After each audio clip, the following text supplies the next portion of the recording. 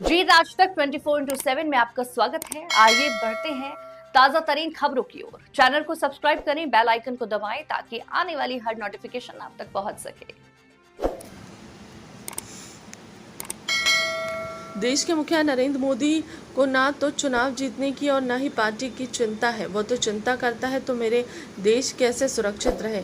उक्त बात इंदौर के पूर्व विधायक गोपी कृष्ण नेमा ने भारतीय जनता पार्टी द्वारा नरेंद्र मोदी सरकार के 11 साल की उपलब्धि और संकल्प के सिद्धि अभियान के तहत आयोजित प्रोफेशनल्स मीट कार्यक्रम के दौरान भाजपा कार्यालय पर बतौर मुख्य वक्ता के रूप में कही।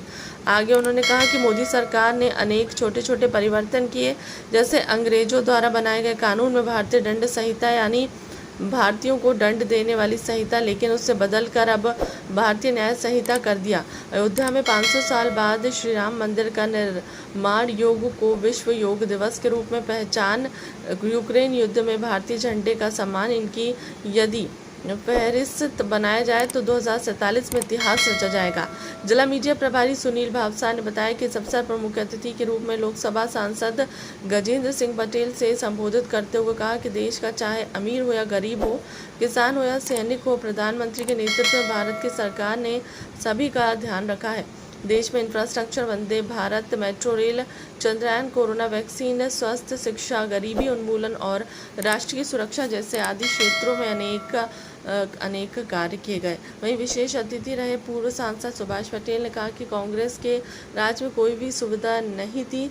देश सड़क, पानी, बिजली, स्वास्थ्य आदि मूलभूत सुविधाओं से अभावग्रस्त रहा था, लेकिन आज मोदी जी के 11 साल के शासनकाल में आमूलचूल परिवर्तन आया। चहु और विकास की जनकल्याणकारी योजनाओं का लाभ पहुंचाने का हमको काम करना है। उसी दिशा में प्रधानमंत्री नरेंद्र मोदी जी ने इस देश को सशक्त और सुरक्षित बनाने के लिए हमारे देश के नागरिकों के ये सबसे बड़ी बात है कि हमारे संस्कार सुरक्षित रहे और संस्कार जीवित रहे। ये विचार करने वाली बात है। चैनल को सब्सक्राइब करें, बेल आइकन को दबाएं ताकि आने वाली हर नोटिफिकेशन आप तक पहुंच सके।